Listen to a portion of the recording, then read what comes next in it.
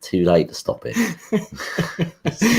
Oh, right. Well, welcome, ladies and gentlemen, again to the Inside Out Effect podcast, the long-awaited Inside Out Effect podcast from the last 2 weeks. I was going to say, long-awaited. It's only been 2 weeks. Yeah, I know everyone's been waiting for it. So many people. So I'm your host, Stephen Jakes, and co-founder of the Inside Out Effect and healingthemind.co.uk. This is episode 51. And today we will be discussing the topic of relationships, part 2, and why we stay in relationships that don't work, which we touched on last week. And we're just going to recap on a few bits on that just to refresh people that are watching, and also having confidence to date again, and obviously the power of letting go and moving on, and how that actually is tough for some people when they're doing that. But also as well, we're going to be doing something a little bit different this week. So I've added something new, and it's something I don't know anything about this. This is a surprise for me too. This is a surprise, yes, and basically. I've done a little quiz, which all you guys can actually join in as well, and join in with. So if you're going to go and get yourself a pen and a bit of paper at the end of the podcast, we're going to test Jonathan's general knowledge. Which Jonathan has none. Jonathan doesn't do general knowledge. Jonathan does specific knowledge. And basically, we're going to do 10 questions and some true and false questions to see how well you get on. And so, like I said, if you guys grab a pen, you can join in as well and test your own knowledge. Right. We're also doing... Go on, what were you going to say? Well, Jonathan's knowledge consists of therapy, magic, and the Teletubbies. Yeah, great. Well, that's basically it. That's basically my knowledge right there. This is going to be highly interesting, I believe. This is going to be good.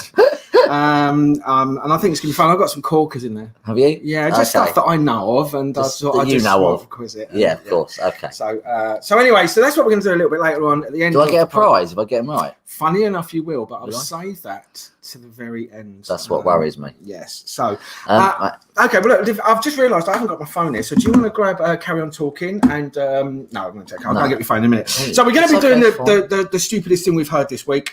As well, shall I do that now? You can do the stupidest thing you've heard this week. Is it the stupidest thing you saw? The stupidest thing I saw, yeah. Yes.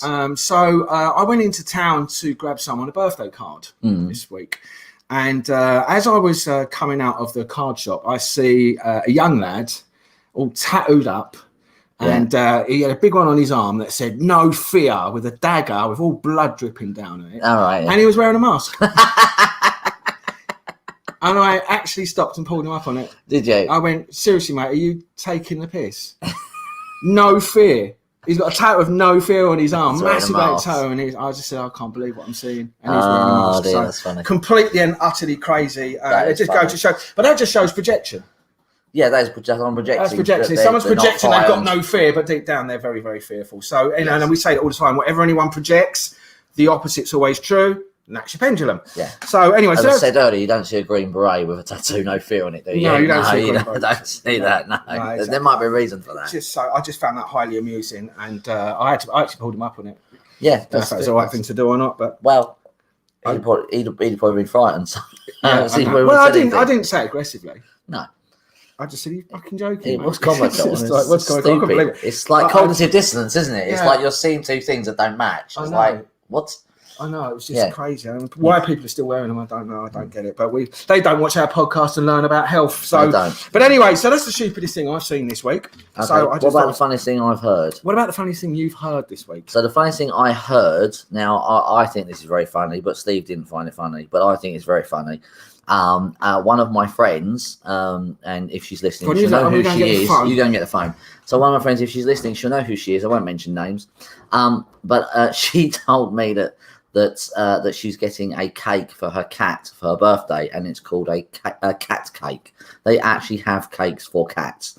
This I found absolutely hysterical. I have no idea why. I never even knew that they made cakes for cats, but apparently they do, and apparently they're meant for dogs as well. And I've told people this since, and they've actually taken it quite seriously. I thought it was hysterical. So clearly I'm the odd one out on this one. I'm not seeing the sensibleness in this, but to me, getting a cake for a cat is very funny. Bless her. The cat is 23, so happy birthday to Honey for last Friday. That is an amazing achievement. But getting her a cake, I'm not really sure about that. So I thought that was really, really funny. So if you find that funny, let me know. If you don't, that's okay too, because Steve didn't think it was funny either. I don't find that funny. I was very funny the way she told me.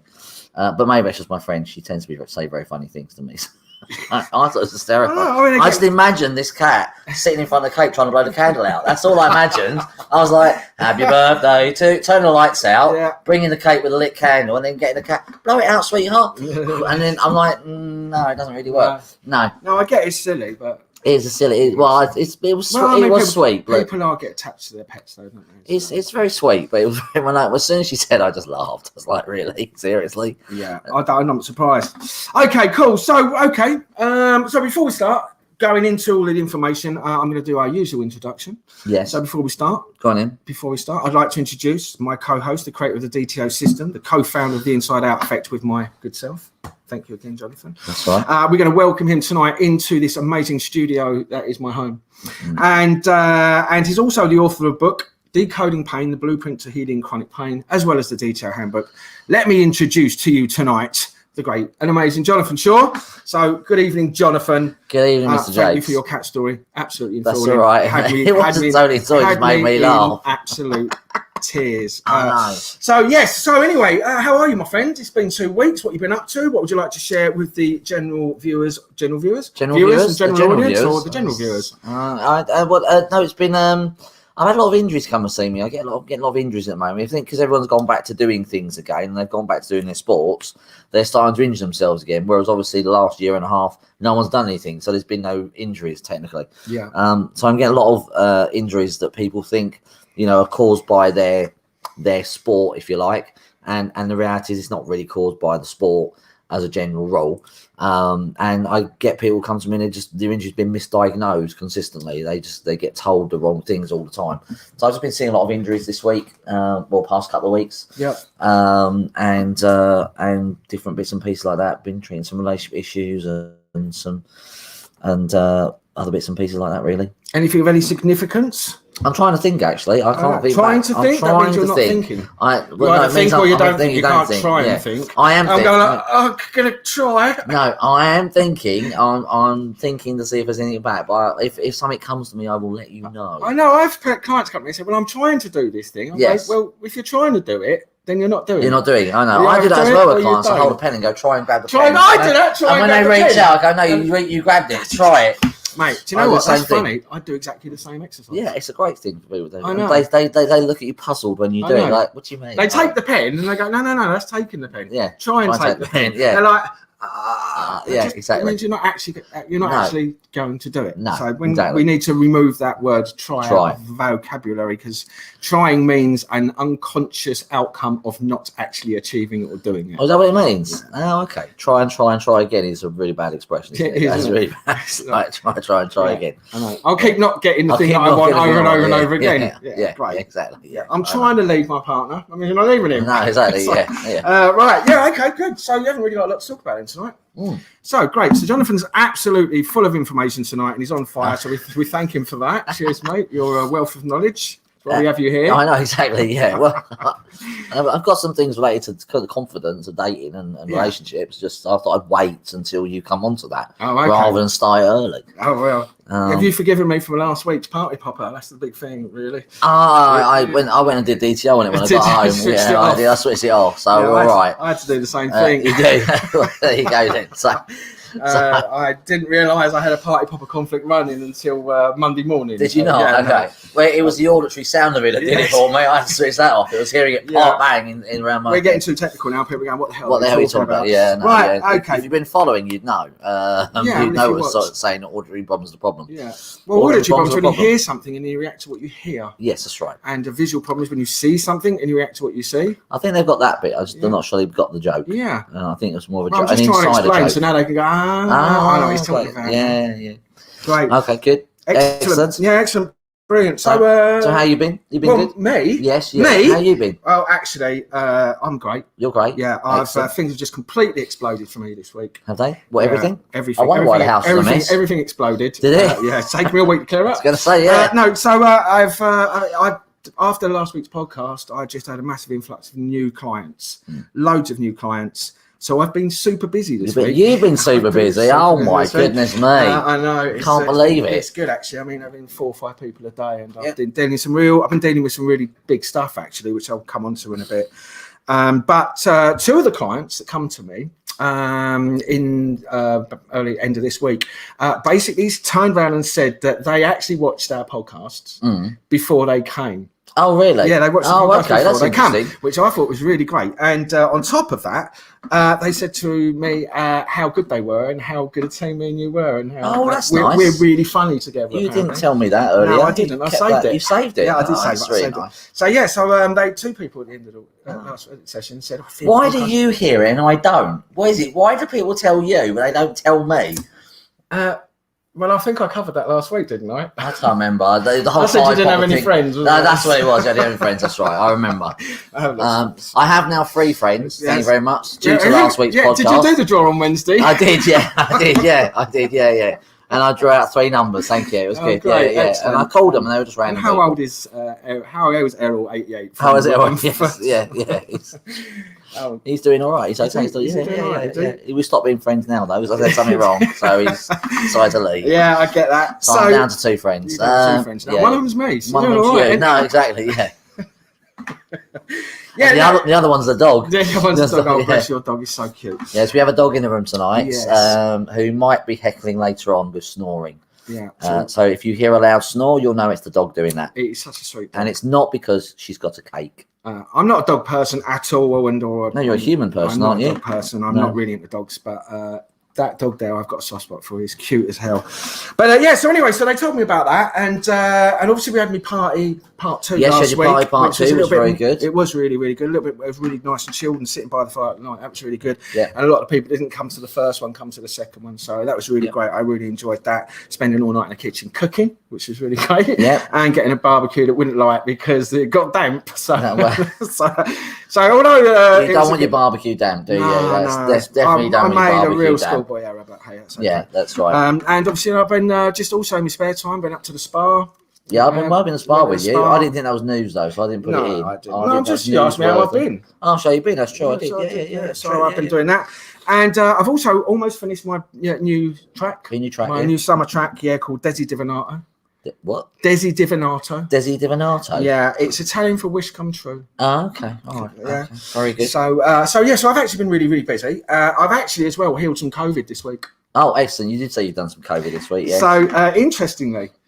2 people who tested positive. Are they tested positive for COVID, and they come to me. Now they've got to remember that I say all the time that we say this all the time, that your body is just reacting to something that from a shock or something in your environment, and then it's a signal from the brain that makes the organ or your body react in a certain way. We think we catch something, but actually it's the brain it's our body telling us there's something, a conflict or something that needs resolved. Yeah. So I had 2 people come to me who tested positive, said they had COVID, and basically what I established when they started getting the symptoms, went back 3 days, go back to that 3-day things again. And the first one was that she was out at a ladies' day race course, and one of some woman got really angry, got in her face and threatened her. Real big shock because she feared for her life. Massive territory shock.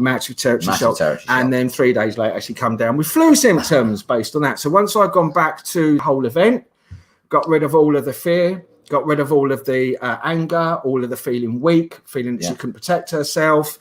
Also the shock of, how could someone one of her responses was, how could someone want to hurt someone like that? Because some of the things that this woman said was really nasty. And basically once I switched a lot of those off, most of the symptoms have lifted and have gone. And also there was some images that she'd stored from that person, which I've actually switched off and reduced. I haven't got rid of all of them yet.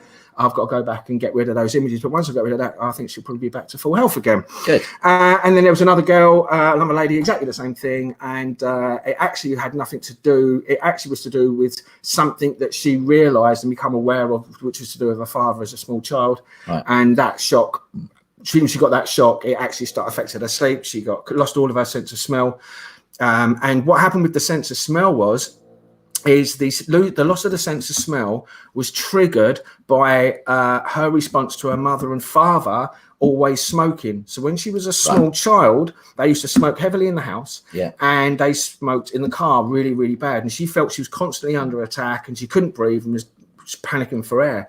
And that conflict which came up for her, which was triggered for her, caused her to go into this shock state, having all the symptoms, lost the sense of smell. Once I'd removed all of the trauma, I mean, she was very, very young as a child as well, about 3 or 4. So once I went back to those memories and removed all of her beliefs and all of the stuff she'd made up about her parents smoking, and all the stuff that she couldn't breathe, and that's when she couldn't smell. Once I got rid of that, her sense of smell and everything come back, and she was right as rain. But she both tested for COVID and actually wasn't COVID at all. No. So I mean, well, it was what they label COVID. Yeah, it's what they label as COVID, but it's not a problem that can't be fixed. No, exactly. You can be fixed. So she didn't catch that from her mum and dad. It was something that was going on in her body. Exactly. So that's a really great example of how that works with the current situation, because to this point we've not really had a good example of the current scenario. We've only had past flus and things, but that's a really good example how the current virus that is apparently here it can actually be changed very quickly by finding the actual shock that created it in the first place. And that just proves that nobody is going around with anything worse than flu, and flu is just created by a shock or a trauma. Or a detox. Or a detox. You could be going for a cellular detox where you've accumulated crap through eating anything inorganic. Yeah. Could be. Okay. More high. I mean, it's more shock stuff. I mean, for me, when I went through, when I got polaxed a month ago, and I really was in a bad way, that was to do with someone in my family lying to me. That's right. And when that shock, when I heard the opposite of what I've been told for 6 months, the shock of it hit me so hard because there were so many elements to it. I couldn't protect her anymore. I couldn't, I was worried about her. I was in fear for her, because of what I know. And, and also the fact that the person had been lying to me for 6 months to my face every week. And then when that was a bit of a shock really, and that's what made me go down, so but once we switched off all of those responses, I was back down, like I said, I was back down the gym within a week, so I didn't catch anything.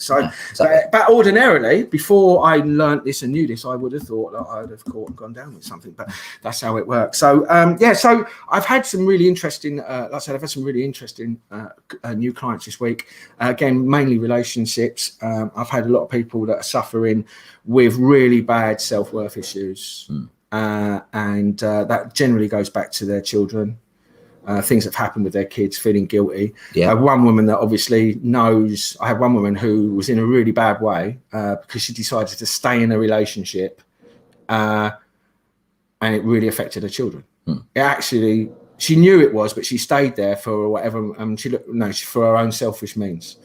But what happened was the relationship was so abusive that the children were in that environment, and then as the children then got older and reached a certain age, it had a massive impact on both of them, and now they're really struggling. They're really struggling with mental health issues, and one of the lads has to go away to special retreats just to it's really sad. But anyway, so I've been helping her. I helped her switch off all of her stuff in relation to that, and I had another person come to me who had been a bit of a strange one really, but they had a thing with their sister when they were growing up. So because of just what was going on in the household and having a lack of attention, and they were really young and very young, and obviously they didn't know they were doing anything wrong. But then as it gets older and you become aware of that, he's been carrying that guilt for a very, very long time. So I was able to switch that off for him and now hopefully resolve that, which is really interesting. And I've had that quite a bit actually, believe it or not. So people don't realise that sort of conflict's really common. That sort of thing. It's curiosity. It's a kid. As a child. It's a very common thing. But then as you get older, you feel so bad about it. It's wrong, but you're stuck with it. So. Yeah, exactly. But anyway, it's a really common thing. I was able to get rid of all of that. Yeah, okay. I just got rid of all that. It took quite a while actually with him, because there was a lot to it. Because he'd had it for such a long time. When he was really young, and he was a lot older now. I mean, he's roughly our age, so you've got 30-40 years of all that stuff that you've made up about it, what you hear and what you've suppressed, and it got to the point where it took his toll, and it was affecting his work, it was affecting his relationship, it really just took his toll, and lucky enough, he reached out to me. And I was able to help him and get rid of that as well, which is really good. And I've had a few referrals as well. Again, self-worth issues about relationships and stuff, generally staying in relationships and not getting out of them when they should, and causing problems to the children. And then what happens is once it reaches a certain point, they know that they're responsible for that, but they hold that guilt and shame. Yeah. So, I've been helping a lot of people with that, which is really funny because we're talking about, we've been doing these podcasts about relationships and, staying in them when we shouldn't, and it's been quite uncanny that over the last month, most of those things that we've been talking about on here have come to literally this week. It's like Black and we were talking about this on the podcast. Right. So really interesting stuff. And but I've had a complete success with all of it. It's obviously the usual depression and anxiety stuff, which is really simple now to get rid of. I mean, I like to say I could do it with my eyes shut, because generally it is, once you've done it enough times, it's the same thing over and over again in everybody. Could you do it with your hands tied behind your back? I don't know if I could do it. Well, I could and actually. Hopping on one leg? I probably could. Could you? No, I really like to see that. That'd be fantastic. That would be good, wouldn't it? And if you watch any next week, I might show a video of me doing that. Yeah. But see, now, while you've had all the emotional stuff, I've had a lot of physical stuff. I've had a lot of trapped nerves. So people trapping nerves all the time this week. And it's just been one of my clients who's abroad, who I treated for back pain and got rid of back pain. But she's abroad? As in she's like who's in a lady of the street, or she's abroad, as in she's in a different country. Oh, okay. And I treated her for back pain, got rid of her back pain, and then she messaged me. Well, I found out that she'd been struggling with pain down her arm from somebody else. Yeah. And she hadn't contacted me at this point. She did it for about a week, and she went to the osteopath. The osteopath then made it worse, so she ended up in A&E. Well, not A&E, but the medical workers out there, and they just said, "Oh, you've trapped a nerve," and gave her medication. And the osteopath just said, "Well, you've trapped a nerve." And obviously didn't release the nerve, because this is the problem with therapists. When you get a trapped nerve, it doesn't seem to be any therapists know how to release a trapped nerve. I don't know what this conflict is, but they don't seem to be able to release a trapped nerve. I'm sure there are some people out there who do, but most of the people I see, their therapists have not released the nerve. They've just tried to manipulate the body and relax the muscles. But you actually have to release the nerve or clear the trauma. So this lady, bless her, she went to the osteopath. He didn't release the nerve. He just did some kind of manipulation. That aggravates it, because unfortunately, if a trapped nerve is a little bit like a frightened animal in a trap that wants to be released. The animal wants to be released, but it's frightened of what you're going to do when you release it. So it's like, no, I don't want to come out, but I do want to come out. No, release me from this pain, but no, I don't know who you are. Yeah. And nerves are like that. Yeah. So you can't do anything too severe to the body when you have a trapped nerve, because it will just trigger it all off. So all you can do is, or what you have to do first is release a nerve, then relax it down, then have a little break, then you can do more deep tissue stuff after a few days later on, once the nerve is completely gone. But people don't seem to know how to do this. So this lady called me up finally about a week later after losing sleep and really intense pain on a Saturday evening where she just couldn't sleep. And within 30 minutes of clearing the shock, it all just vanished and went away, and I've spoken to her since, and she's got a small little bit of ache in her muscle, but that's... So you actually didn't touch her physically? I actually, in this particular case, she's in another country. I didn't touch her physically. I just cleared the shock. Oh, nice. And I found the shock, and that basically resolved the issue. And another lady I treated, I met a networking thing. She had wrist pain for years. And when I met her, she was wearing, it always makes me chuckle, right? So she was wearing this support, straps you get for wrists, which are next to useless. Like, they do nothing. All they do is provide a little bit of support if it's fractured or if there is actual damage. But just wearing it because there's pain is irrelevant. And even wearing it if it's a fracture, you should only do that under certain circumstances, not all the time. And people are different from that perspective with the injury. But just wearing a wrist support because there's pain is doing nothing. It's not protecting you. It's not doing anything. And it's helping her psychologically, mate. Psychologically, it's helping her a little. She feels, but it wasn't doing anything. I mean, it just wasn't. And she's the sort of person who's on the computer all the time. So she was told it was RSI, repetitive strain injury, because she's on the computer. That's what her job is. So she was told, she was diagnosed with repetitive strain injury. Now, the problem with this is that repetitive strain injury is just a nonsense thing that was made up to explain why someone gets a symptom, and then they blame something you're doing regularly over and over again. But the problem is they don't actually think, well, wait a minute, how long have you been doing that regular thing over and over again for? Oh, I've been doing it 20 years. How long has the pain been there? 5 years. So why did it hurt The first 15 years of your life, of the job. Seriously, you moron. I know. What? Wear and tear. Wear and tear, that's what it is. Yes, it's wear and tear.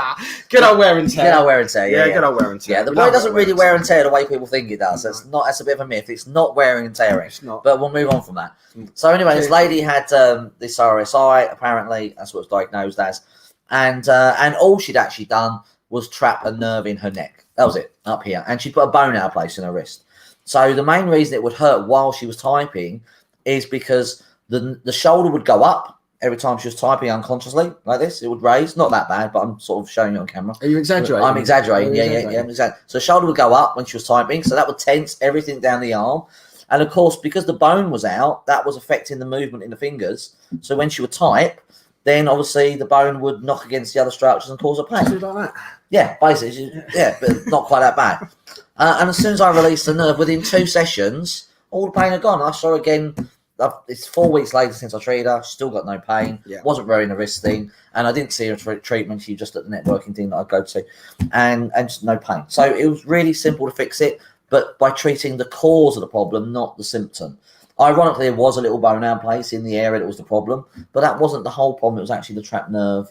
And it was really simple to fix. It wasn't. Yeah, it's similar to people that come to me who have got symptoms of sciatica. You know, same thing. I've had 3 people in the last month that have come to me with severe back pain. They're literally in agony and they can't hardly move off my sofa. And all I've done is gone to the shock of being stuck and not being able to move forward. Yeah. And then by the time I've cleared all those sponsors, they've literally got up and walked out of my house. I have not touched them at all. Sitting 6 foot across away from me, not through social distancing. It's just how far my flipping sofa is from me. His sofa's big, sofa's huge. Right, so the six about. So anyway, yeah, and so I haven't touched them, and I've just gone in, asked them, gone to the response, cleared all of the responses to it, the guilt, the shames, the fight, flight responses on all the conflict, and they get up, walk away with no pain. Sciatica's gone. Haven't had to manipulate them, haven't had to touch them, just go to the shock that's caused it. So, you know, and it's a similar sort of thing,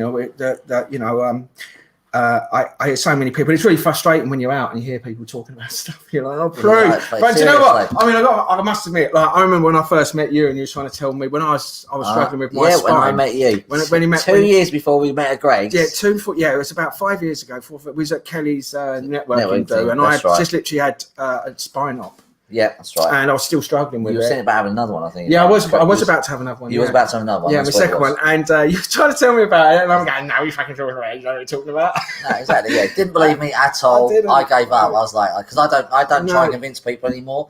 I just tell them, and if they want to choose it, if they choose it, they don't. Got to choose it. And he didn't choose it. He just kept going, oh, what's the operation? Got to be the operation. And it just, you know, I didn't think I'd ever see him again, to be honest. And I wish I hadn't. Feelings mutual, mate. Okay. Especially after the way you treated me last night on our celebratory. But you know, rejecting me. Did I reject you? Yeah. Oh, what? For going for the spa? No, for the party pop-up. For the party pop-up. I see. Right? Yeah. What friends are for. I'm sorry, I just wasn't into that. And when someone says no, you must respect that. I must respect that. Yeah. So no, but he did that same thing. I did exactly that, and he was just like, No, I've seen it on an X-ray. I know what it is. And I'm like, really, please? I know. That was in my jet-powered bell end days when I thought I knew everything. No, you were just stuck. Yeah, I know. I'm not stuck anymore. No. As much. Not stuck as much. We were talking about being stuck. I've actually think I might have met someone this week as well. Oh, wow. Very good. So, yeah, who knows? I've actually got a female that... You've got a female? I've met a female. Where have I heard that line before? It's from a movie. Yeah, so I met a female. Yeah, you've met a female, girl, yes. Very nice. Ticks all the boxes. Does she? Yeah. Actually shows some interest. What, she's a box She actually shows some interest in me. So I was like, okay. And then we got chatting and so we'll see how that one works out. Yes. Good. That'll be nice. I know, she's got the same birthday as another friend of mine. Okay. Actually, which is quite weird. Yeah. So we'll see how that goes. So watch his space. Watch his space, keep posted. You never know. If there's a wedding in the night, we'll come on and do a podcast. Who knows? You never know. She didn't run away. Every time I seem to go close to him, they seem to run away for some reason. So I don't know if it's me or them. But not this time. No, you don't smell. You're all right. It's not aftershave. It's okay. No, it's good. Right, which actually takes a great segue. It creates a great segue into our topic. Oh, it creates a great segue. Great segue into relationships, really, doesn't it? It does. Yes, it does. So, and we covered last week about why we stay in relationships that don't work.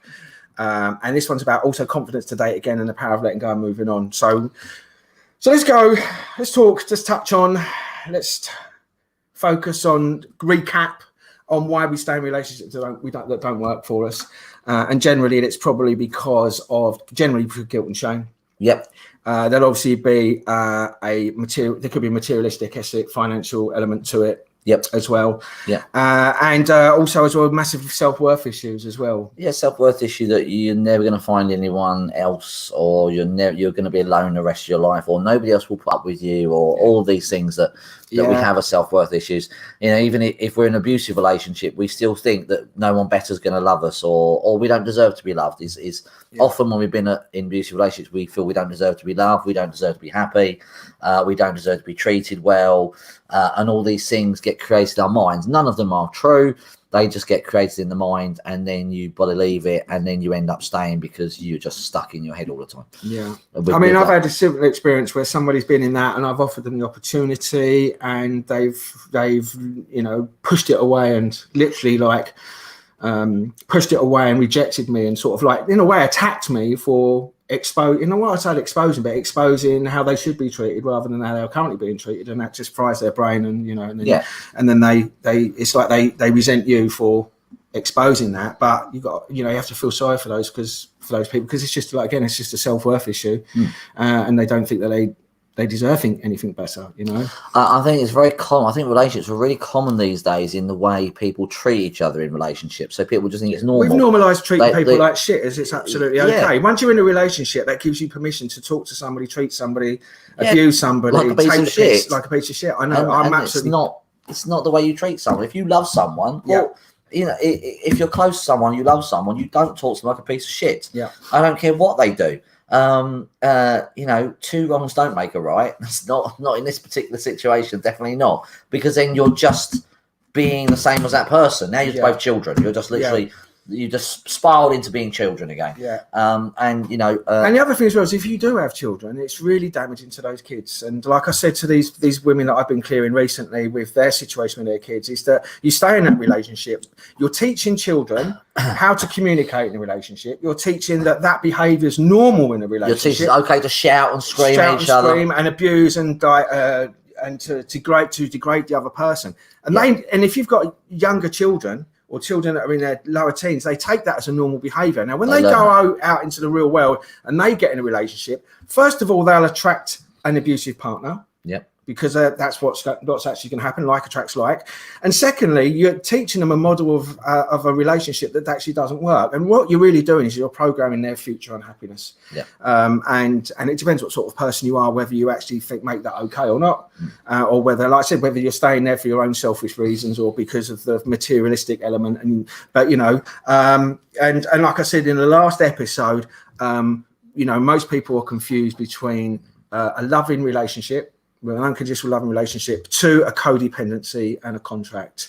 And unfortunately, we seem to have been programmed, or we seem to think that a relationship is a codependency and it's a contract. And unfortunately, like I said before, all of those relationships will ultimately break down and fail, and it's very damaging, especially to the kids, because you're teaching them not what a relationship isn't or shouldn't be, and they take that out into the world, and we have to take responsibility for that as humans. I mean, I know in my first relationship, I was no blue-eyed boy, and I don't know what I know now, and and to a certain degree, I know that there's certain things that happened here that probably affected my girls. Now, fortunately enough, I didn't have that with Laura. And Ruben's the way he is. I mean, me and Laura were completely different. She went for whatever reason she went for, but there wasn't really any of that going on, which was why it was such a shock for me when it happened. But he hasn't got that in him, and I can see the massive difference. I mean, you just see Rubes, he's just a great kid. So and And that's the thing I think we all need to be mindful of about. We just basically normalize really bad behavior and abusive behavior and disgusting behavior towards each other, because for some reason, if you're in a relationship, that now makes that okay for some reason. And yeah, that's what a lot of people do. They really think that speaking to someone like shit is okay. Yeah. And it baffles me if you love someone, you wouldn't speak to them like that. You wouldn't. If you are speaking to them like that, then you're the one who has the issue. If you are talking to your partner, if you're criticizing them, insulting them, if you are mimicking them, shouting at them, insulting them, putting them down, you are the one that has the issue, not the other person. Yeah. If the other person has done something to upset you, that's fine. Talk to that person calmly, rationally, like an adult, and tell them they've upset you. Don't criticize, abuse, make snidey comments. Yeah. Don't insult, criticize, put someone down, or dig at them, because that is... Why are you with that? Why are you with a person? Why are you even be with a person if that's how you think, feel, act, and speak, and all the rest of it? That baffles me too. Yeah, exactly. And with codependency stuff, I mean, it's very parasitical. It's not. It's like parasiting off somebody, and I don't know why we've now developed that as a normal paradigm for relationships, whether it's the TV or whether it's just the way that people have become very self, and very egotistical, so they can go out and project to their friends they've got what they haven't got. I don't know the answer to it. All I know is that's what I see, it's what I observe, and it doesn't work. And ultimately, the both people in the relationship are unhappy, the kids are unhappy, and it also affects all of the friends, and it also affects... So if the friends see what's going on, they're not stupid. It's going to affect them, because they don't want their friend to be treated like that. That affects them. It affects mum, dad. It affects everybody around it. And that's why realistically, if we're in a relationship like that, we really should move on from that. And that goes on now temporarily. If not even temporary, it's not even temporary. Don't even know where temporary comes from. It's just a word that popped in my head there. It's the wrong word. It shouldn't be in your head in that moment. No, which really leads on to why we don't move on, and having the confidence to move out of that situation, and then to start dating again, and the power of actually letting go and moving on. So before you get to that, I just want to say that this doesn't just go for intimate relationships. This goes for any type of relationship, whether it's your parents, or you're the children, or your boss, or wherever it is. Your best friend, yeah. Knob. So twat. My relationship with my dad was always quite strained, and I tried for years to get him to. He would always have a go at me. Don't get me wrong, he was a great dad. Technically, he was a great dad, and he did anything for me. But he was very negative all the time. He would insult me, not insult me. He would just criticise in small ways, and I got fed up with this behaviour. And I tried for years to get him to change it, and he just didn't. And I blamed him to begin with. I was blaming. That was part of the problem. I was blaming him, and I wasn't recognising actually it was my self-worth issue was the problem, because I didn't want to upset him. Obviously, he was my father, and I didn't want to. We're taught to respect our elders and our parents and not go against them, and blah blah blah. And I didn't, would create problems. But in the end, I got so fed up with it that in the end, I just I did a lot of clearing on it. Once I found DTO, because I tried a lot of techniques to clear my issues with my dad, and I struggled. But once I got DTO, I could clear the triggers. And once I cleared the triggers, I was then able to put my boundaries in place. And I told him categorically that I will not accept this behavior any longer. I will not accept him to keep speaking to me this way. And I literally said, I am your son. Don't speak to me like a piece of shit on the bottom of your shoe. And I put a boundary in place. If you keep doing it, I will not come around any longer. Yeah. And he took a hissy fit for about a couple of hours. And then the last 2 years of his life, he was like a different person with me. Yeah. He didn't change completely because he was a grumpy old sod, bless him. But, and loved that part of him. But he did change his behavior. He actually started telling me he loved me more. In fact, he'd never told me he loved me in his entire life. I don't remember. But in the last 2 years, he actually told me he loved me more often. He was much calmer. He was friendlier.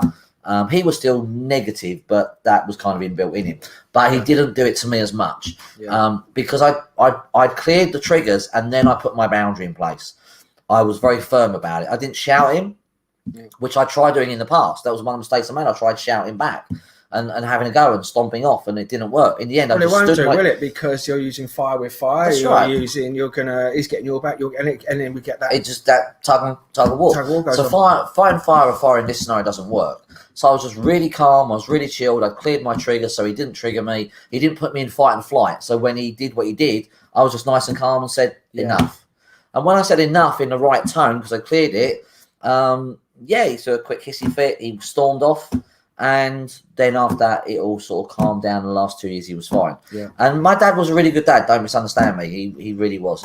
But I wouldn't put up with that shit from my dad, let alone anybody else. Because again, like going back, we normalize things like that. You know, and for some reason, parents think because it's their children, they're still an independent human being. You've been given the God-given blessing of being able to have that life, and your aim is to give as much support, love, and information to train that person to go out into the world on their own and function and have a happy and successful life, not to traumatize them, damage them, hit them, teach them all this bad stuff, because it's okay to do that because it's your kid. It's not your kid. This ownership element, I think, is a big problem, and that is the problem, because what we do is because we think it's my child, it's like mine. Yes, you brought him into the world, but it's still an independent person. And just because it's yours doesn't mean that you can treat them like that. It's the same when you get into a relationship with somebody, right? Yeah. Oh, she's mine or he's mine. So now it becomes a possession you can do and treat it like, as you will. So that, and I go back to what we were saying earlier on, that it isn't just romantic relationships where that happens. It is also business relationships, it's work relationships, it's friendships, it's the whole lot. But what we do is make things okay that aren't okay, and then once we've done that, we've unconsciously given ourselves permission to be spoken and treated like that, and we've also given the other person permission to continue doing that. You've actually said it's okay without saying no more. And a lot of people find that very difficult, but the only reason why you wouldn't do that is probably because you're afraid of conflict, or basically, and if you are, you don't really want to be around somebody like that anyway. No. So you want to get people like that out of your life because they don't work for you. So I just want to point that out as well. I had that bit really. Yeah. Anything else you want to say about that? No, that's basically it. And a lot of pain can often be caused by the shocks we have in relationships. Yeah. So I've had a lot of people, and these might not be, one of my clients, they might not be big things, but one of my clients, I've mentioned it before, but his girlfriend criticised his car. Yeah. And it gave him back pain because it went against his core values because he'd never criticised something she loved. Now, that was only a car, but to him, it was his thing. Yeah. So that went against his core values. So back problems are to do with, just so they know, because obviously I know what that is, but so when we get back pain, it could be due to a number of it's due to a number of things that we hear or perceive that goes against our core values. Core values or feeling walked over. Yeah. So if you get lower back pain, it's about core values or feeling walked over. That's like the lumbar area. If it goes lower, that's something different. It goes higher, that's something different. But just the lumbar area, that's feeling walked over or your core values being gone against. Yeah, which funny enough, with the girl that I cleared the COVID, that was where it all started. She said it all started in my lower back. And I said, okay, well, it was something went against your core values, you got felt walked over. Yeah. And she went, oh, well, that would have been the thing. Yeah. And then as soon as I found out that girl would threatened her at the race course, and the shock of that, I cleared all that, and COVID went. Funny enough. Sherlock. God bless us, everybody. I know, isn't it just amazing? Hey. So anyway, go back to what you were saying about the moving on, the confidence thing. Yeah. So we're going on to the confidence of dating again. Yes. It's very difficult, especially if you've been in a long-term relationship, because if you've been in a long-term relationship habitually being abused, and it's very difficult to actually have any confidence to do anything. Yeah. It doesn't matter what's presented to you. You will have a fear, and you'll have self-worth issues, and you'll probably believe that that's normal because you've been in that relationship, which isn't true. And obviously the power of letting go and moving on, that's really, really important.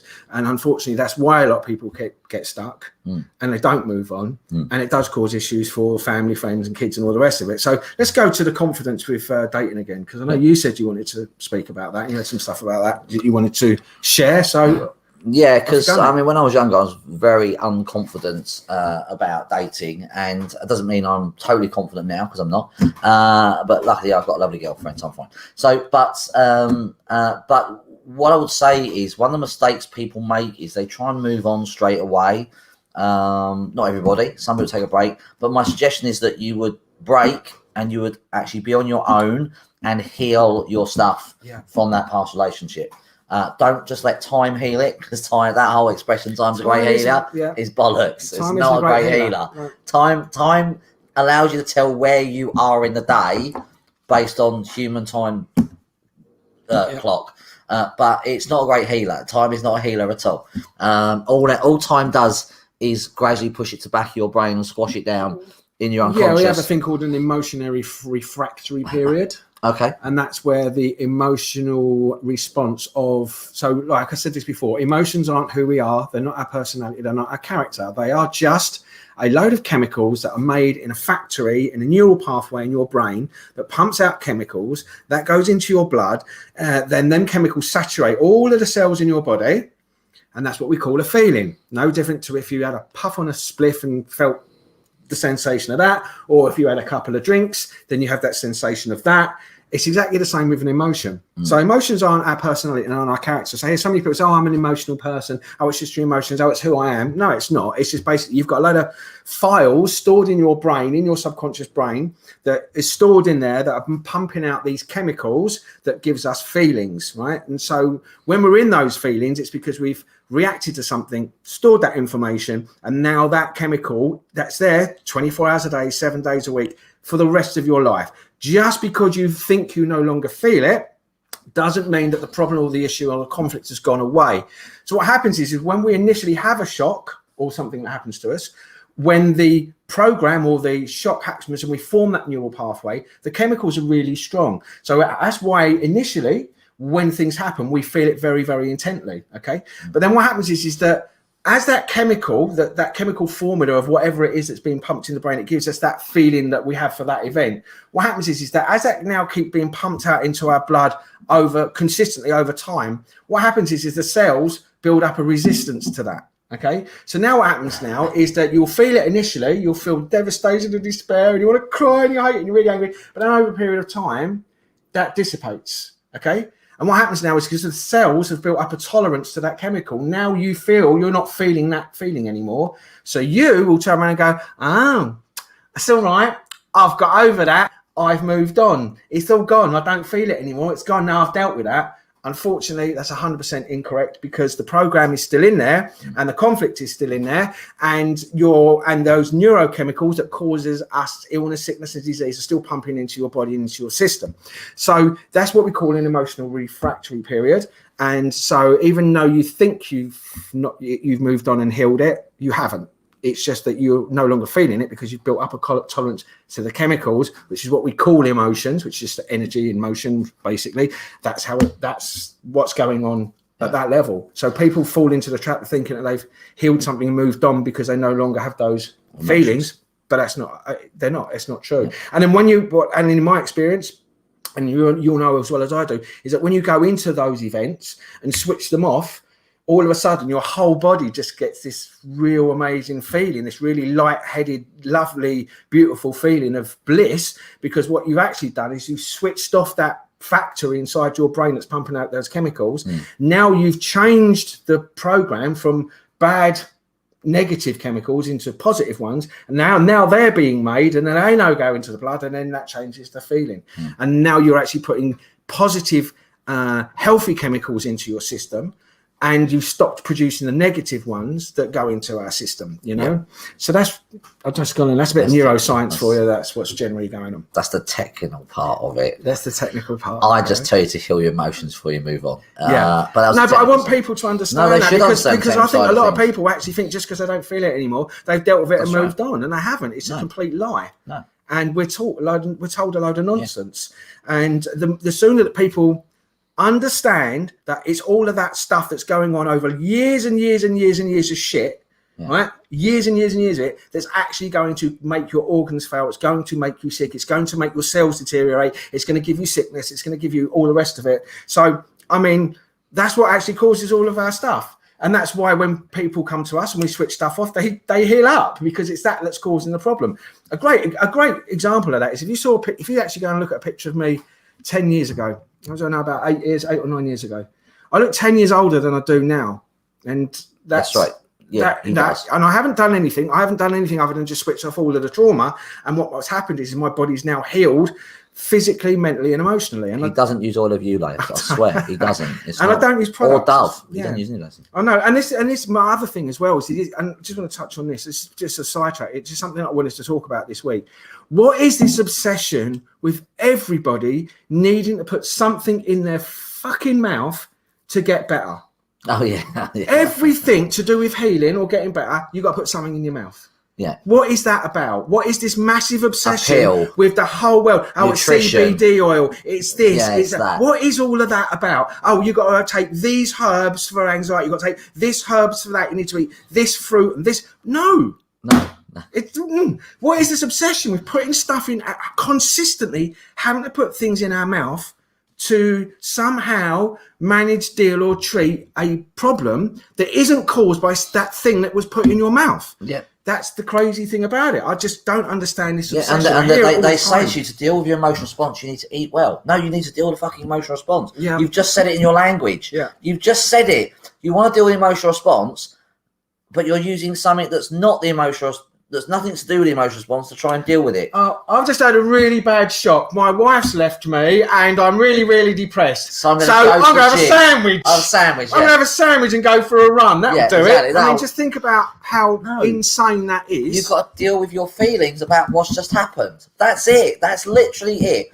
Deal with your response about what's happened. I don't mean logically. I don't mean analyse it. Or we don't mean analyse it. We just mean deal with it in the correct way. We don't mean go to a therapist and talk about it for hours. We mean switch it off, basically, because you're just going to fight and flight. Yeah. But anyway. No, you're absolutely right.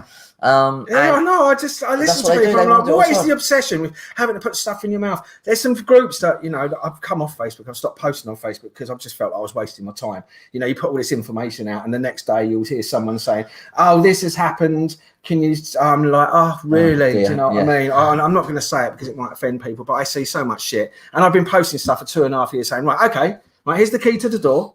Well, here's the key. You want to get through the door." And then you go, "No, I don't want that. I'm going to have this key." "Oh, the door won't open." I'm going, no, use this key. This is the key to the door. No, thanks, mate. I'm going to try this key.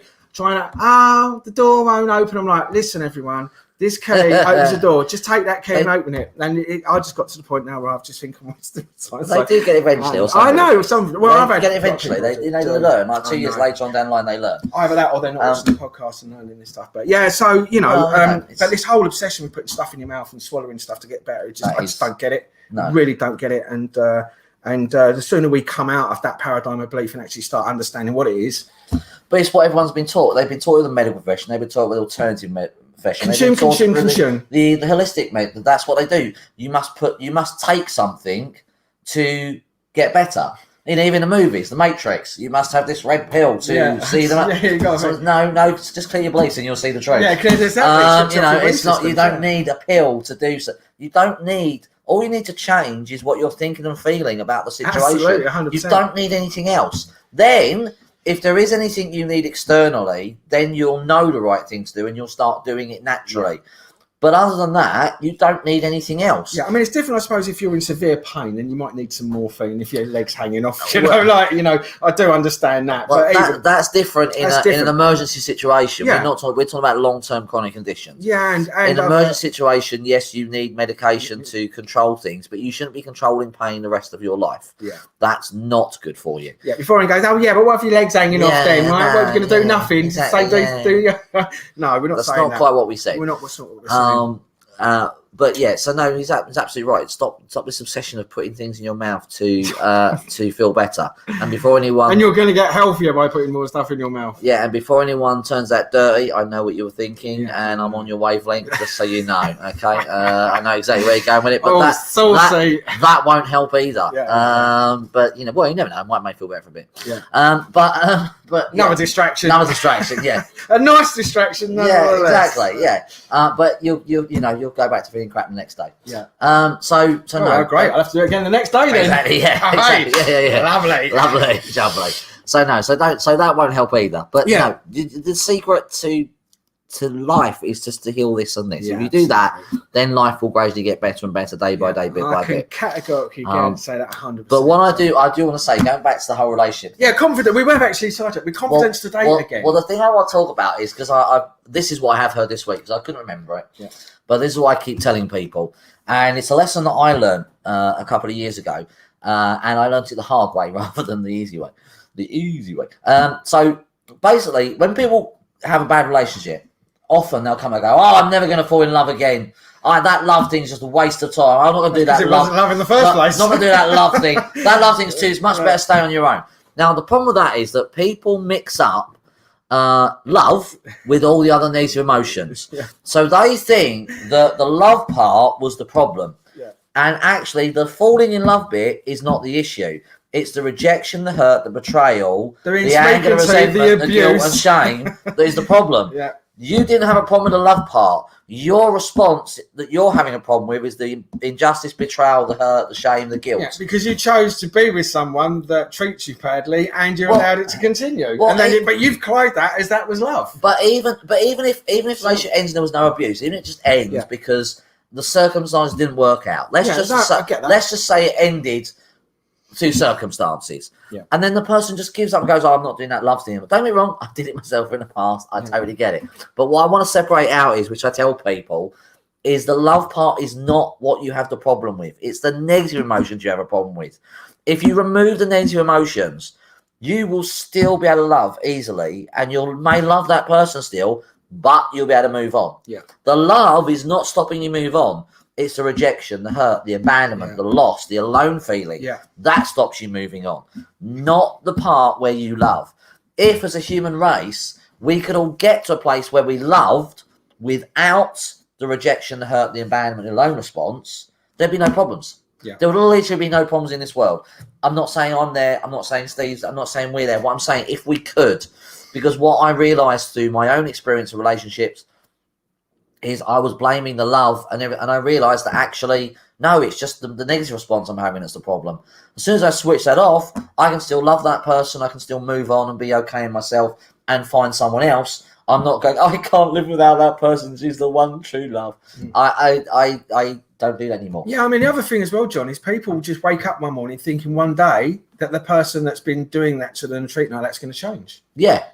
Oh, if I stay with him, one day he's going to be all right. He'll change. Something will change. Something will happen at work. No, it won't. We make excuses. We're going to make excuses because actually that person isn't going to change, and over time it's going to get worse. It will get worse and worse and worse and worse and worse and worse, and it very, very rarely changes unless that person actually goes and comes and sees someone like John or myself, switches off all their stuff, deals with all their problems, and then they will become a better person. But if they're not doing anything at all, and you think you're going to wake up one morning and keep saying, yeah, but no, honestly, I know, I mean, Dave's having a bit of a tough time really, or Sheila's having a bit of a tough time, but they're starting a new job next week. That's not going to change anything. It's not going to change the behavior. It's not going to change the way they talk. It will have a bit of a relief for a few months, maybe a month, maybe 2 months. And then when the joy and the excitement of that job now becomes back to normal again, if it's going to go back to how it was and maybe worse. That's another thing. And we do the same thing with our mental health and emotional health. We just think one day we're going to go to bed and wake up and then something's going to change. We're going to be completely healed and everything's going to be amazing. I fell into that trap because I didn't know what else to do. I mean, at the time I really didn't know what else to do. But if you're actually thinking that's what's going to happen, and if you're watching this and you're in a relationship like that, you might want to think again, because unless that person is dedicated to changing what makes that person act and behave that way, they will just get worse over time. And anybody that's watching that will probably realize, that's actually what did happen in a relationship where it wasn't working. So I just wanted to say that. Yes. Okay. But confidence to date again. So confidence to date again. I mean, the confidence. One of the things that I learned when I studied dating at one point because I was dreadful at it and I didn't know how to. So I studied. And I was listening to a guy who was an NLP expert, and he said that you can't lose confidence. You don't lose. It's not something you can lose. No, it's not. It's there all the time. It just gets buried under a load of shit. Yeah. So when people go, I've just lost my confidence, that's not what's happened. You haven't lost your confidence. You can't lose it. It's just buried under all the self-worth issues. Yeah. It's buried under all the shocks and all the triggers that you have about your self-worth. Yeah. And everyone has different your fears. Yeah, your fears about the future. But when we talk about confidence, it's more self-worth issue. So usually people have different self-worth issues. Women might have self-worth issues about their body. Men might have self-worth issues about being good enough or being man enough. Or are they big enough? Are they big enough? Or do they make enough money? Yes. I don't know. You're quite tiny. You're not very tall. So men tend to have those sort of issues, more territorial issues, like do I make enough money? Am I good enough? Things like that. Yeah. And am I man enough? Whereas women, it's more of a social confidence. Do I look nice enough? Yeah. Do I have a good body? Am I sexy enough? Things like that. But all of us say, well, it's not what you look like and what you got. It's all about the person you are. But no one really lives by that, do they? No. Sounds good. Bad when it comes to it. They don't really. Doesn't really work now because people don't know who they are anymore. They get confused. There's so much out there. We forget who we actually are, and we struggle to remember that our emotions and our thoughts are not who we are. So we often think that the way we're reacting and behaving is who we are. It's not who we are. It's a habit and a behavior we've got into, but it's not who we are. And often what happens is we glean our self-worth from those things. And if we feel guilty about past actions and behaviors, we then feel we're not good enough or don't deserve to be in a good relationship. Yeah. And at the time we feel that way, as soon as we feel that way, we will start attracting people who show us we don't deserve or good enough to be in a loving relationship. No, it just expose your weaknesses. Yeah, it just exposes how you feel. Yeah. So that's why people who have a narcissistic partner, a lot of the time, the other person is a people pleaser, because they're trying to please everybody. So they just attract a narcissist who take and criticize and put down. So the trick is to realize your block, realize what you're doing, change it, and then you'll be able to move forward and meet somebody. Yeah. And recognize that your actions, behaviors are not who you are. What you do. And I went through something very similar actually this in last year. This whole COVID thing actually affected my self-worth not because of COVID, but because I started behaving in a way that I didn't like. I was getting quite angry with people. I'm not generally an angry person. Everyone gets angry sometimes, but I'm not generally an angry person. Other people. I used to get angry at myself, not very, very little now. Like I drop my keys all the time. I don't do that anymore. But I was getting angry with people trying to tell me to wear masks and social distance and all this bollocks. And especially when you know what you know. Especially when I know what I know, when I know it's not true. It was very, very hard for me. Very hard for me and too. I got very angry, and I didn't like this behaviour in me. Yeah. And it did affect my self-worth, made me question whether I was good enough to be in the relationship that I'm in. Because obviously, it was affecting us going out and doing things. Because I couldn't go out at that point and do things, because no matter where I went, I'd just get angry at people because they were fucking idiots as far as I was concerned. Could you sort of be a little bit more descriptive on that? Could you? What, fucking idiots? Yeah. I think I nailed it quite well. I think that was very descriptive. I just wanted to make sure that we've just got the right vernacular there. Yeah. No, that was spot on. That's exactly the message I wanted to convey. Brilliant. But the point was, it made me feel bad because that's not really who I am. And I do actually like people as a general rule. Maybe sometimes you don't get that on here, but I do actually like people as a general rule, which is why I like helping people. And I didn't want to. I'm quite sociable and friendly when I go out. I banter with people. I love a good laugh, and I almost became a different person, and that sort of almost scared me a little bit because it's not who I am. So I totally understand it, and I had to switch that off. Not just the reaction, but also how I felt about it, because the guilt of that the shame of being like that was not helping me.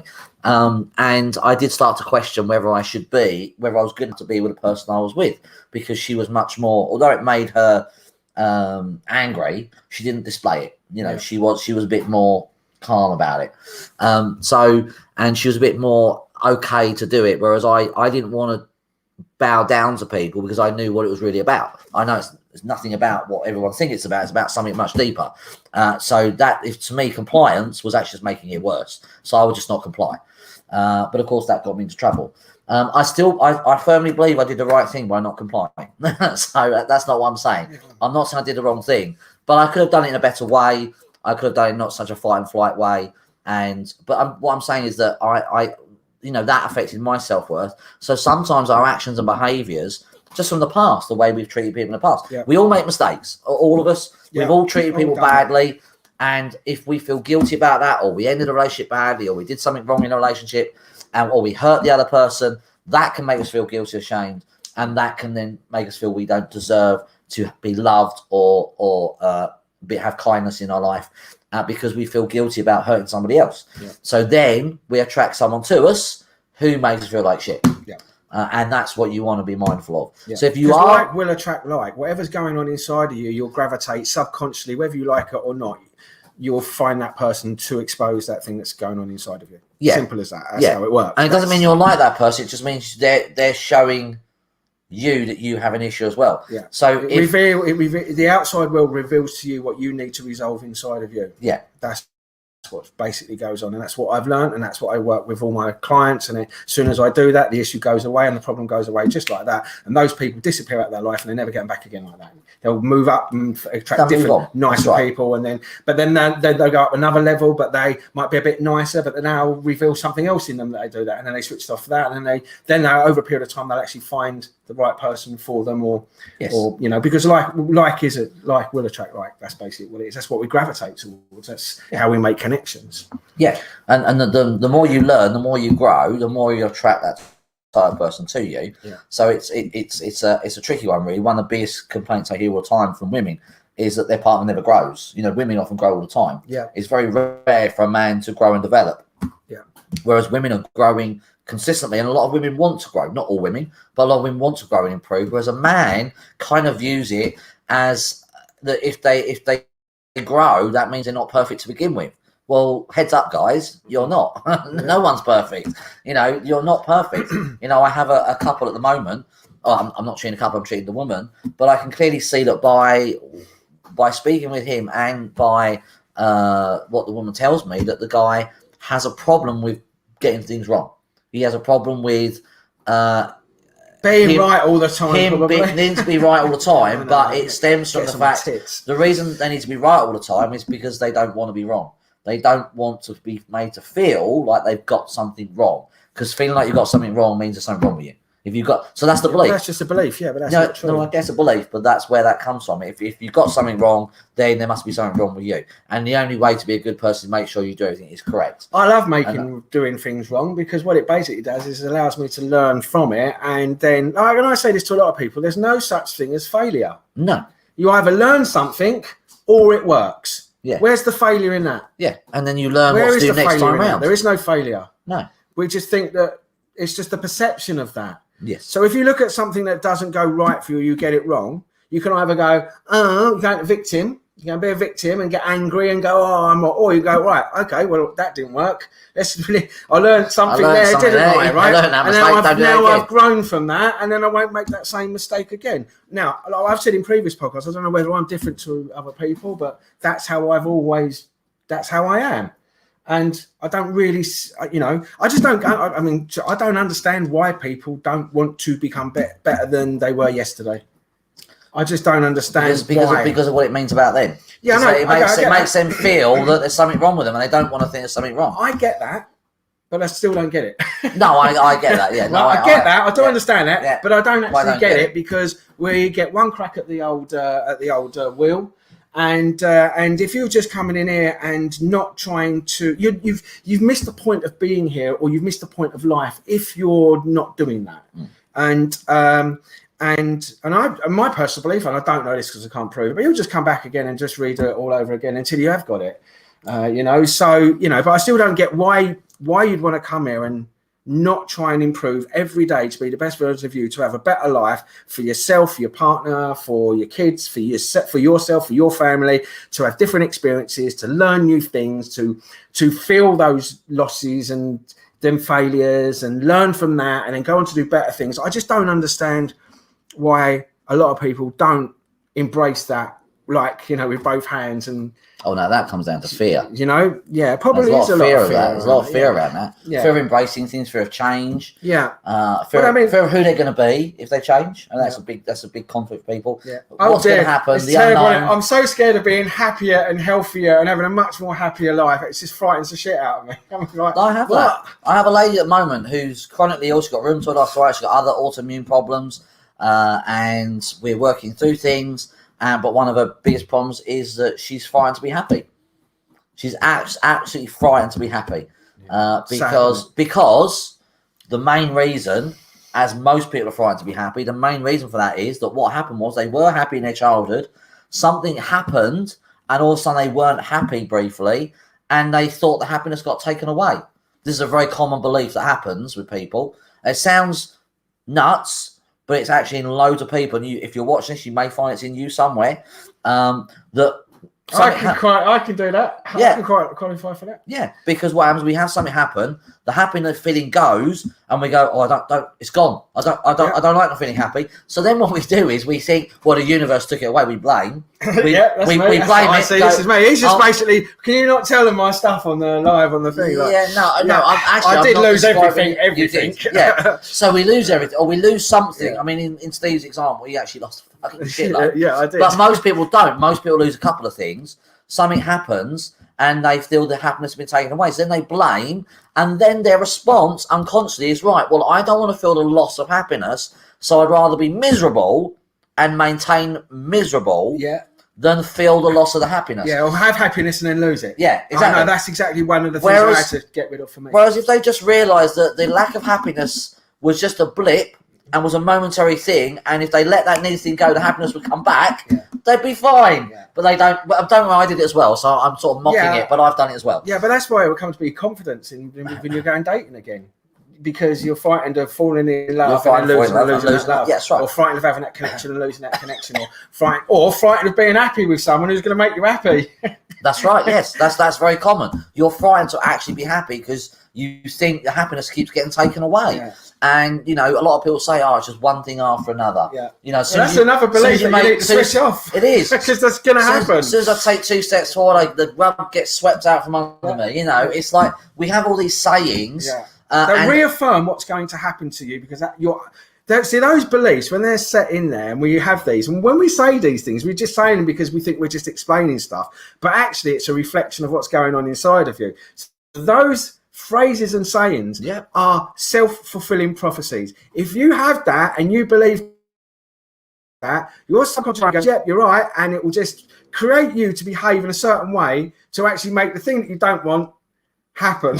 That's right. And then you'll go, see, it happens every time. I must be right. Yeah. There's this great line. And you're right. You are right. There was this great line in Cheers. I don't know if anyone remembers the sitcom Cheers.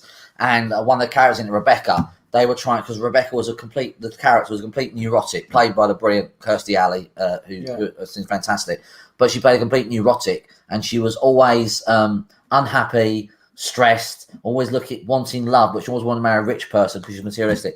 Anyway, someone said, have you ever tried, I can't remember what they said, but have you ever tried, thinking more positive about things? And she said, I did that positive thinking once. I knew it wouldn't work, and it didn't. I was like, and they were making a mockery of that. But that's exactly what people do.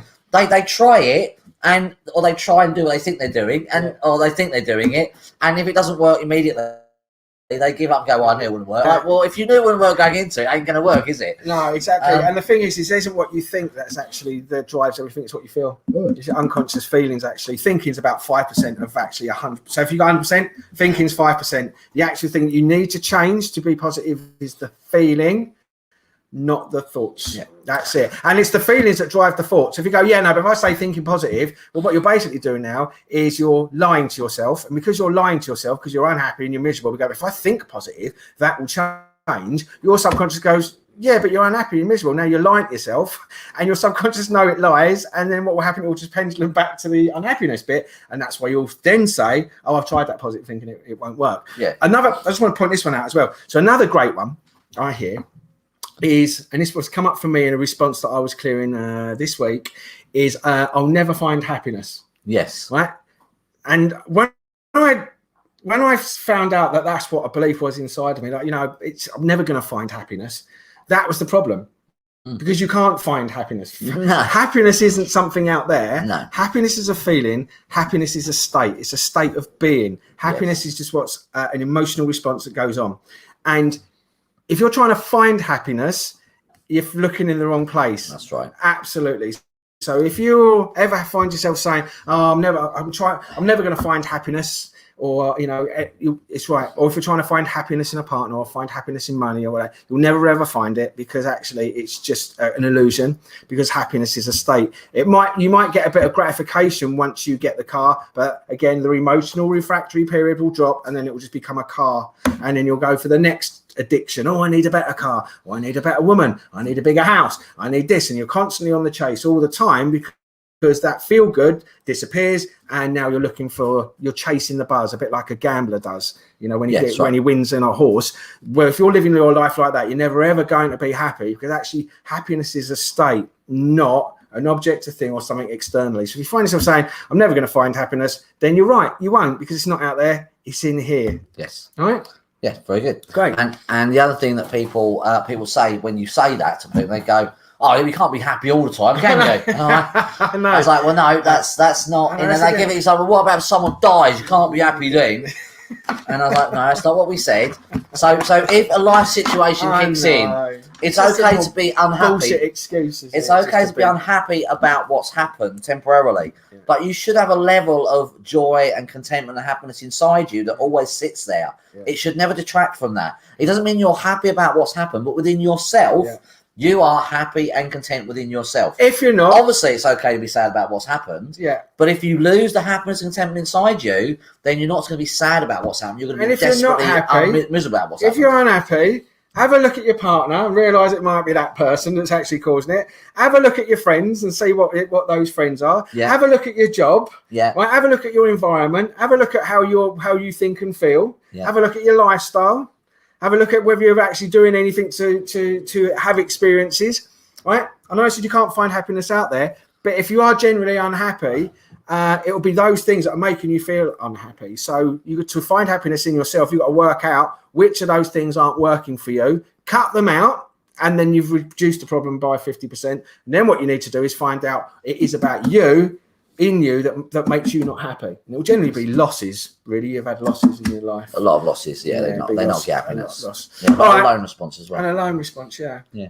Yeah, cool. All right, cool. Well, we just sort of skim across really on relationships, but I think we covered lots of different things. So we went off schedule, didn't we? Off bit of a freestyle tonight, wasn't it? Was it freestyle? Freestyle. A bit of freestyle. I like a bit of freestyle. Okay, well, I did say at the beginning of the podcast that I was going to do. I've done something a little bit special. So this afternoon, whilst I was alone, unhappy in my front room. So you did this to make yourself happy? I did this to make myself happy. No, so while I was in this afternoon, normally I do this whole, what happened on this day. But today I just thought, well, some of the knowledge that I have, and going to test Jonathan's knowledge. So I've done 10 questions. So you guys can do this. It's like a bit of a pub quiz, really, but it's not really a pub quiz. But it's a normal test. No, it's to see how intuitive and intelligent you are. See what sort of knowledge. See how much information you can repeat. This is where the truth comes out about me, and they realise I'm not intelligent smart at all. We do confuse intelligence for memory. We do that. We do. When we can remember, we get told something and we remember it and then recall it. We all think that that's fucking intelligence, and it's not. No. It's having a good memory and information repeating. Yeah, so be careful. Right. Just because you know a lot of stuff doesn't make you intelligent. It just means you've got a good memory and you can recall it. Yeah. So that's what the indoctrination system does, and that's why all of us really have this illusion of like what's going on, because we've been taught, it's been programmed that way. They actually don't want us to be intelligent. They want us to repeat the information that and their beliefs that they want to instill into us, and we're oblivious to it until you have a wake up moment like I did 4 or 5 years ago when I literally lost. Well, again, and that snapped me out. I snapped out of the matrix because I realised that everything that I've been taught and told led me to complete and utter failure. Yes. And lost everything. So I was like, well, hang on a minute, something's wrong here. Yeah. And that's when I started learning all this stuff. But anyway, so this is a little pub quiz. So go and grab, if you guys want to join in and have some fun, and you can test your own knowledge. Test your knowledge. And at the end, I'll give you answers, and you can see how smart you are. Okay. So, but before we do that,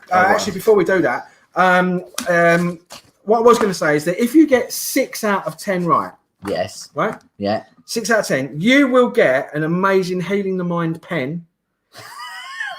and keyring. You know I'm dyslexic, right? So you'll get an amazing healing. You'll get an amazing healing the mind pen, and a keyring, which is donated by our generous sponsor tonight, healingthemind.co.uk. So should we just hear a few words from our sponsor tonight? Okay, let's have a few words from our sponsor. Go on then. All right, hi, I'm Steve from healingthemind.co.uk for all your coaching and mental health needs. If you need any information, call me on 0800 444 828 987 65 343 435 673 975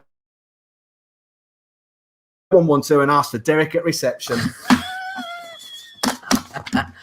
Thank you, Steve, for sponsoring us. I appreciate that. Great. What if I get more than 6 out of 10? You get 2 pens. All right.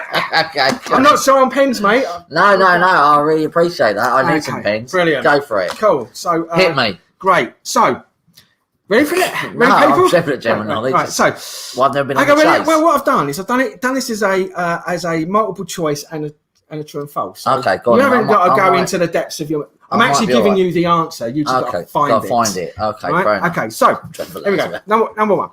Yeah. How did 19th century inventor Thomas Edison propose to his wife? Right? Was it A, by Morse code, B, in a semaphore, or C, by the telephone? By Morse code.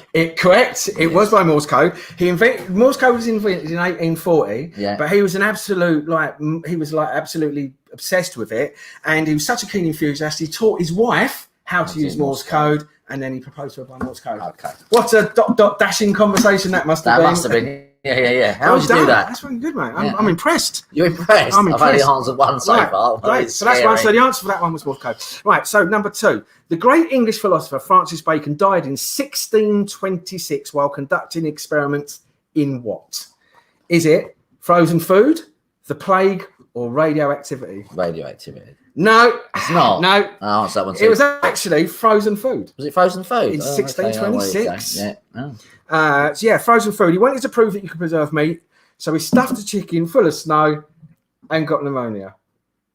Died. Okay, fair enough. Right, okay. I don't think he did get pneumonia. I don't think he got it from the frozen chicken, but we'll skip over that. I knew what I was going to. That's why I put that one in. Yeah, but that one in. Yeah. Because that would be a fear of death conflict, wouldn't it? It would have. Pneumonia? Lungs?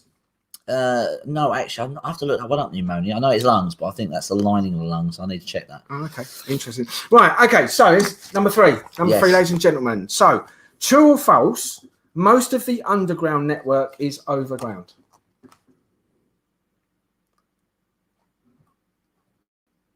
True.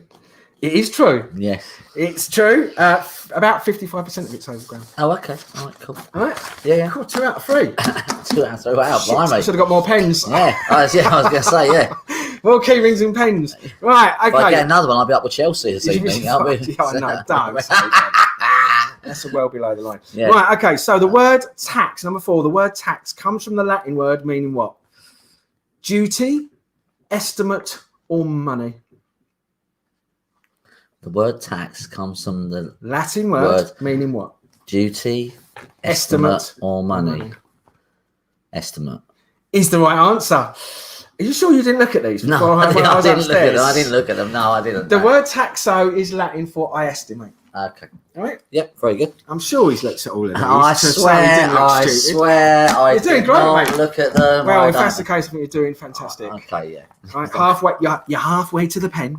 Ladies and gentlemen. I've done 4. But you got 3 right. And I said, if you get 6 right. Oh, I said halfway to the pen. Halfway to the pen. Sounds like I'm going to jail. Excited right now. Sounds like I'm going to jail. You all right? I'm very excited. I'm on the edge of my seat. I bet you are. They're good pens. Yeah, they are good. Yeah. Right. So, true or false?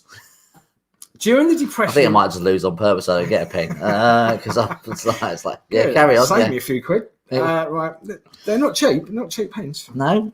Okay. Couple of quid a pop. So I'm hoping you'll only get 5 right. Right. So anyway, true or false? During the Depression in 1930, money became so scarce in America that wooden coins were used. True or false? False. It's actually true. Is it true? It's true, really? yeah. Yeah, it's true. And when a local bank collapsed in Tenino in Washington State, wooden coins were used as a temporary measure, but they didn't last very long because basically everyone thought they were so amazing they became novelty souvenirs for collectors around the world, and they just disappeared. So they literally did have wooden money, but everyone collected them, and then they went out of circulation because everyone was keeping them as souvenirs. But yeah, they used wooden money in 1930s. Okay, here's a good one for you. Before it became a number six, ladies and gentlemen. Number six. Before it became a brand of casual shoes, what was a hush puppy? Was it a breed of dog, a type of deep fried food, or a curved pipe for smoking tobacco? I'm going to go with a curved pipe for smoking tobacco. Is the wrong answer. Oh. So actually, it was it's a type of cornmeal bread. Oh. It's a deep fried food, and they have in the southern states of the USA. Okay, there you go. So what a hush puppy is, it's a deep fried munch. That's what down in the southern states. Okay, carry on. Yeah. Yeah. Right. So number 7. Oh, slacking now. That pen's looking a bit. I know. I'm devastated. You need all three I don't know how I'm going to write. I don't know what I'm going to do to live. I mean, Jesus. I'm just. Oh. Carry on. I can't believe you mocked my pens like that. Right. In 1974, a guy called Walter Thurston was sentenced to 60 days in jail by a British court, but for what offence? Was it blasphemy, hypochondria, or jaywalking?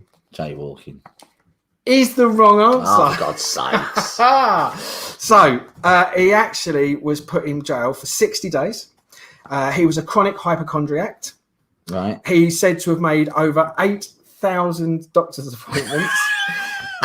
And he was actually sentenced for wasting time and resources in the NHS. Oh, really? Do you know what's really funny? We could put Boris in that right now, couldn't we, in that case? Well, a whole fucking lot of them, to be quite honest. Yeah, exactly, yeah. But anyway, he was a hypochondriac and he got jailed for 60 days for wasting the time. But the funny thing about this guy was, as soon as he was sentenced, he applied immediately to go into the prison hospital. Now that is funny. I like that. That's great. That is really good. I like that. So that's the truth. Okay. Right, this is one. So this is a good one as well. Go on in. So, why in the 17th century would you have been given an enema of tobacco smoke? Right? Yeah. Would it be to prevent drowning, to prevent hemorrhoids, or to prove you weren't a witch? To prove you weren't a witch. Is the wrong answer. Oh, for God's sakes. See. Right, it's actually, do you know what it was for? It was actually to prevent drowning. Yeah, prevent drowning. Yeah, so blowing smoke up at someone's arse or anus was considered a way of reviving someone who had drowned. Did it actually work? I don't know. No, I can't imagine that working. But okay. It was the 17th century, so who knows? Yeah, well, yeah. Right, so we're not much. So when people say, no, I'm not going to blow smoke up your arse, say, fucking good job, because I ain't drowning. No, exactly, yeah. So next time someone says typical example of someone trying to take something in to heal themselves. Right? Yeah. Typical example of that, yeah. Yeah, exactly. Okay, number 9. Yeah. Right, number 9. What does the word lemon refer to in the name of the fish lemon sole? So when we have a lemon sole, what does the word lemon what does it refer to? Is it the cooking method, the shape of it, or its taste? The cooking method is incorrect. No, see, I always get it right. It's actually the shape of it. Oh, okay. So the word lemon comes from the word limonde, which actually means flatboard. Okay. In French. Oh. So because lemon soles, it's a flat fish. Flat fish. They called it lemon, which is a limond fish, which is a flat fish. So the lemon sole is named after the limonde, which is a flatboard. Okay. All right. All right. Okay. And to finish off this quiz. So what does it mean if someone is said to be celibate? Does it mean they don't have sex? Does it mean they've never had sex? Or that they're unmarried? They're unmarried. Is the right answer. Yeah. It means they're unmarried. Hey, I got 4. It means unmarried. So, so if you're unmarried, celibacy is basically a state of being unmarried. So obviously, but back in the day, with Christian traditions and their morals, that if you wasn't married, you wouldn't have sex outside the marriage. So it's been sort of tied in with you don't have sex, but it's actually if you've been unmarried. Great. Okay. So unfortunately, you didn't win your free pen. I'm gutted. I am so gutted. I'm a pen and a. I wouldn't want people to think I threw that just so I didn't get the pen. Yeah. Because I would never do that. No. Are you disappointed? Am I disappointed? I think you've done all right. I think you've done all right. Oh no, I'm dreadful. general knowledge. It doesn't do anything to me at all. So, but yeah, I can't. Did you enjoy that? It was good. It was fun. I loved the thing about the guy who went to jail. I thought it was fantastic. I know. Can you believe that was brilliant. That was absolutely fantastic. Hypochondriac was brilliant. And then he went to 60 days being a hypochondriac. Yeah, that's 8,000 doctor's appointments. 8,000 doctor's appointments. Yeah. Yes, that's in his life. I know he was like put him in jail for 60 days. Yeah. But the funny thing is then he instantly applied to go into the prison hospital. Does that law still exist? Can we arrest the government for being hypochondriacs about COVID? I don't know. No, I don't know. I mean, I think they all should be arrested for the lies. Yes, that would be good. They're all liars. Anyway, I'll skip over that. Yeah. But no, that was funny about the hypochondriac. It was very, very funny. I enjoyed that very much. Yes, good, cool, excellent. You know that? Yeah. Okay. Took me all afternoon to put that together. Did it? It was very good. I had to come up with that and find sort of because there's loads of things that I could do, but it's got to be accessible to these people. If I could make one small tiny improvement, make the prizes better. That's all I would suggest. Okay. Maybe throwing a wooden doll, maybe play a generation game as we're doing it. Just get them to remember them as I go by. Yeah. Oh look, pen, keyring, wooden doll. That's the one. Yeah. Pen, keyring, another pen, doll, another keyring. Be like Scooby Doo, vol au vents, sausage rolls. It'd be fantastic. Exactly, Anyway, we have got a cake in the fridge. We have got a cake in the fridge, actually. Yes. Thank you very much, Rebecca. Yeah, thank you, Rebecca. We're going to have that later after our Chinese, probably. Yeah. So So anyway, so that's good. Have we had any comments? Probably no. Probably no one's got no. I've actually got. Sorry, I'm late. I wish I could write a manual for parents, Stephen. Yeah, we all wish we could, but you can write a manual and put it online as a product. Yeah. And the thing is all you've got to do at the end of the day is just actually get on their level and stop trying to own them, dictate to them and tell them what they think and feel. Because everyone tries to tell you what you think. You're feeling that. That's what you're feeling. No, do you know what I'm feeling? Get on their level. Just get on their level. Get in their well. Yes, communication's key. I actually witnessed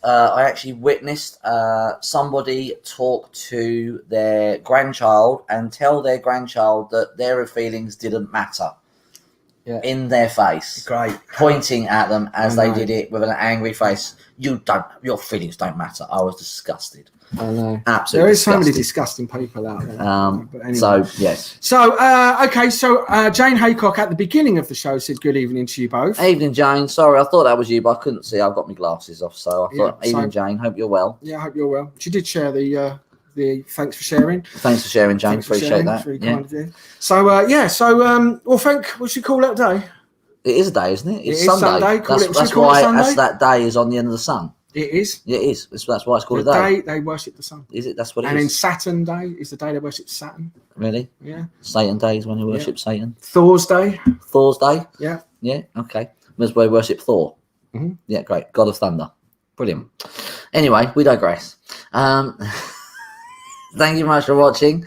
What we're doing? Have we decided what we're doing next time? Really well, then. I know. Have we decided what we're doing next time? No, we haven't.